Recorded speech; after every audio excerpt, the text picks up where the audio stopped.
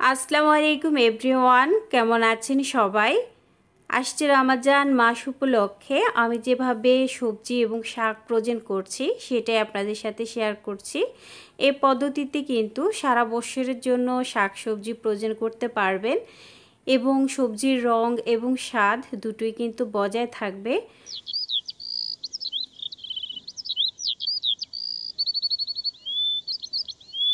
প্রথমে আমি পানি বসিয়ে দিয়েছি একটু লবণ দিয়ে। তো পানিতে বলক আসার পর আমি দিয়ে দিচ্ছি এখানে কেটে ধুয়ে পরিষ্কার করে রাখা ফুলকপি।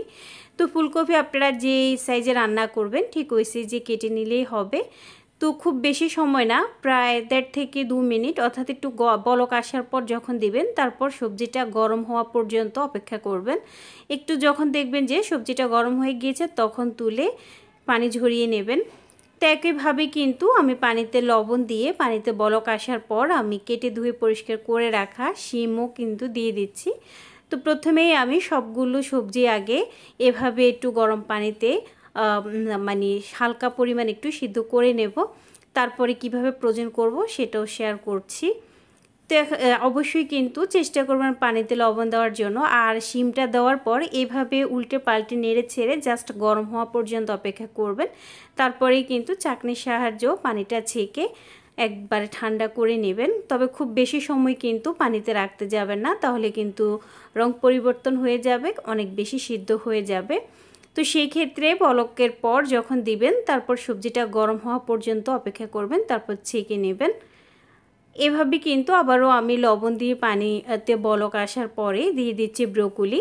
তো ব্রোকলিটা কিন্তু দেখতে একটু প্যাকাশে মনে হয়, কিন্তু যখন গরম পানিতে দিবেন দেখবেন রঙটা এত সুন্দর সবুজ হয়ে যায়, এটা যেন ম্যাজিকের মতো কাজ করে। তো এটা কিন্তু দেওয়ার পর জাস্ট উল্টে পাল্টে একটু গরম হওয়া পর্যন্ত অপেক্ষা করেই কিন্তু তুলে ফেলবেন।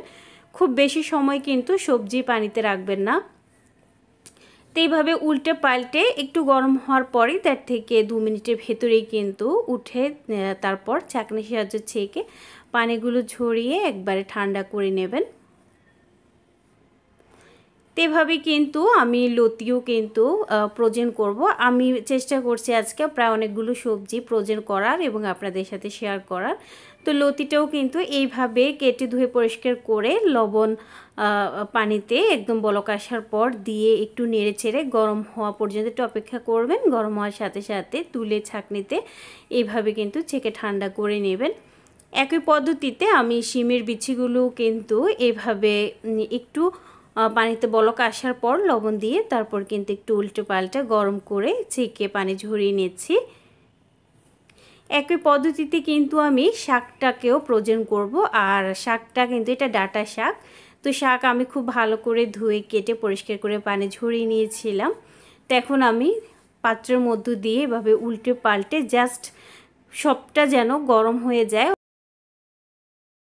শাকের মধ্যে থাকা পানিটা বের হয়ে যাবে। যাওয়ার পরে কিন্তু শাকটা নিচের দিকে যখন নুয়ে যাবে তখনই কিন্তু তুলে ফেলবেন। এবারে যে 3 থেকে 4 মিনিটের ভেতরেই কিন্তু কাজটা হয়ে যাবে। তো একইভাবে কিন্তু আমি মূলা শাকটাকেও এভাবেই একটু গরম করে পানিটা জাস্ট বের হওয়া পর্যন্ত একটু অপেক্ষা করব, কালারটা চেঞ্জ হওয়া পর্যন্ত।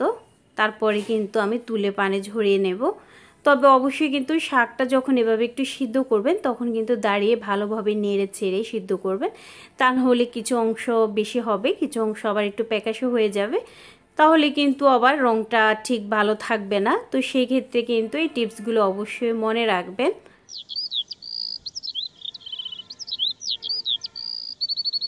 যখন পানিটা ছেড়ে দিয়েছে তখনই কিন্তু আমি তুলে পানিটা ঝরিয়ে ঠান্ডা করে নেব। একই পদ্ধতিতে আমি পালং শাককেও কিন্তু কেটে ধুয়ে পরিষ্কার করে পানি ঝরিয়ে নিয়েছি। এখন আমি চুলায় বসিয়ে দিলাম। তো এভাবে কিন্তু আমি আজকের সবগুলো কিন্তু সিদ্ধ রাইস কুকারে করেছি, আপনারা চুলাতে করতে পারেন। তো এভাবে কিন্তু যখন একটু নুয়ে যাবে পানিটা ছেড়ে দিবে, কালারটা পরিবর্তন হবে, তখনই আমি তুলে এগুলো কিন্তু ভালোভাবে কিন্তু ঠান্ডা করে নেব।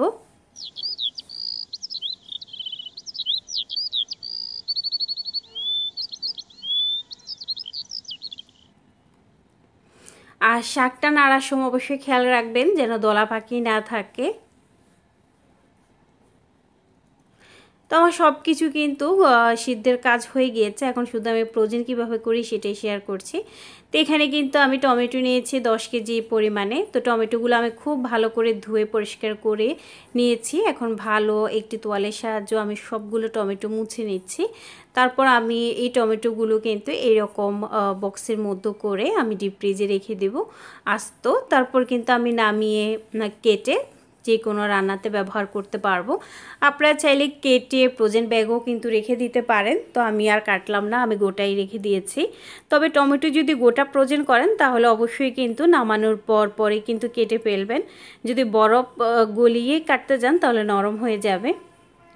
তা আমি কিন্তু গাজর ফ্রোজেন করব, সেজন্য আমি বেশ কয়েকটা গাজর ধুয়ে ভালো করে কেটে নিয়েছি। এখন কিন্তু আমি একটা এয়ারটাইট বক্সের মধ্যে করে ডিপ ফ্রিজে রেখে দেব। আর যখন আমার প্রয়োজন হবে আমি উপর থেকে হাতের আঙ্গুলের সাহায্যে একটু নাড়া দিলেই কিন্তু গাজরগুলো হাতে উঠে চলে আসবে। তখন যে কোনো রান্নাতে আপনি ব্যবহার করতে পারবেন, কোনো অসুবিধে হবে না। এটা ডিপ ফ্রিজে রাখলে কিন্তু মোটো জমাট বাঁধবে না। এটা কিন্তু হাত দিয়ে একটু নাড়া দিলেই কিন্তু সমস্ত আলগা হয়ে যাবে। তো এইভাবে যদি রমজান মাসের জন্য আপনারা শাকসবজি ফ্রোজেন করে রাখেন তাহলে কিন্তু রমজানে কাজের প্রেশার খুবই কমে যায়। তাহলে ইবাদত করতে অসুবিধে হয় না, অন্যান্য কাজ করতেও কোনো সমস্যা হয় না। তো ফুলকপি কিন্তু একদম ঠান্ডা হয়ে গিয়েছে। এখন আমি ফ্রোজেন ব্যাগে করে রেখে দেব আমার পরিমাণ মতো। আমার কতটুকু রান্নায় প্রয়োজন ওই অনুযায়ী কিন্তু আমি রেখে দিচ্ছি। এভাবে কিন্তু সারা বছরের জন্য কিন্তু আপনারা ফ্রোজেন করতে পারবেন। তা আমি শুধু রমজান মাসের জন্যই ফ্রোজেন করছি।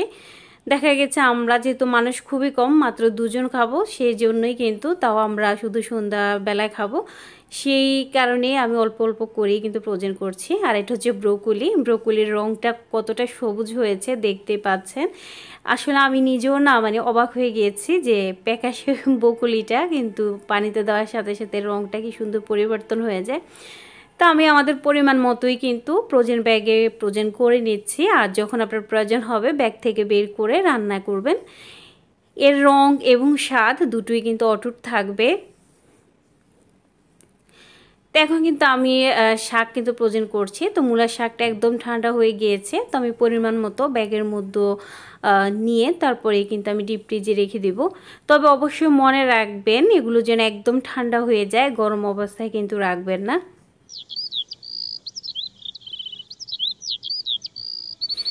একই পদ্ধতিতে আমি কিন্তু শিমগুলো রাখবো। আর শিমগুলো দেখতে পাচ্ছেন কতটা রঙগুলো কতটা অটুট আছে, একটু কিন্তু রঙের পরিবর্তন হয় নাই। আর ফ্রিজে রাখার পরেও কিন্তু রঙের পরিবর্তন হবে না। তো এইভাবে কিন্তু আপনারা আপনাদের যতটুকু প্রয়োজন রেখে দিতে পারেন। আর রান্নার সময় কিন্তু ততটুকু রান্না করে নিতে পারেন। তো আমার মনে হয় যদি এভাবে আমি গুছিয়ে আগে থেকে রেখে দিই তাহলে রমজানের সময় কিন্তু আমার এই বাড়তি আসলে বাজার করে আনা, সেটা আবার কাটা, সেটা রেডি করা অনেকটা সময়ের ব্যাপার হয়ে যায়। তো আমার এই সময়টা কিন্তু বেঁচে যাবে। তো সেই জন্যই কিন্তু আমি ফ্রোজেন করেছি।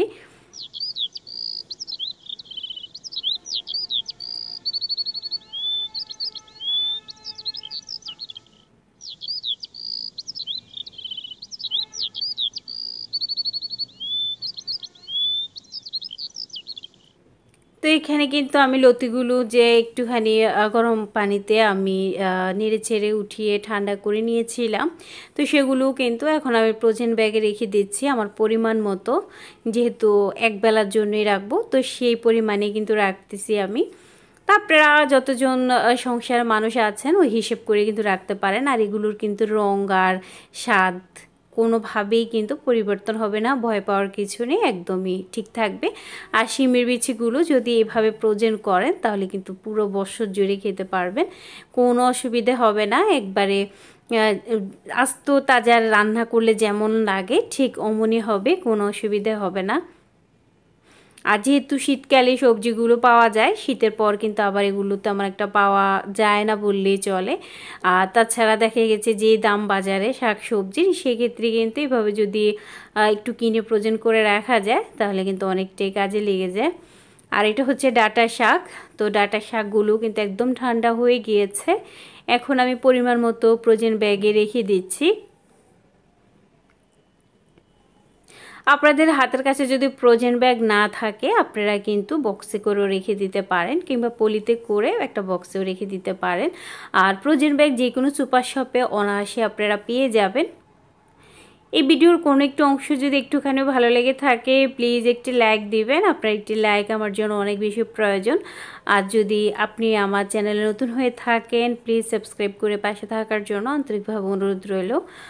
পালং শাকগুলো কিন্তু একদম ঠান্ডা হয়ে গিয়েছে, তো আমি একইভাবে কিন্তু আমি রেখে দিচ্ছি আমার পরিমাণ মতো যতটুকু প্রয়োজন।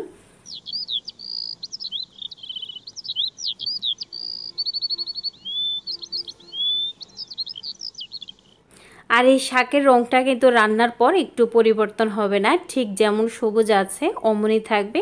তো রান্নার সময় একটু মাছটা ভালোভাবে মশলা দিয়ে আপনারা কষিয়ে তারপর কিন্তু তরকারিটা দিতে পারেন। আর শাকের ক্ষেত্রে মাছ আলু যেভাবে রান্না করেন ভালোভাবে কষিয়ে তারপরে কিন্তু শাকটা দিয়ে দিবেন।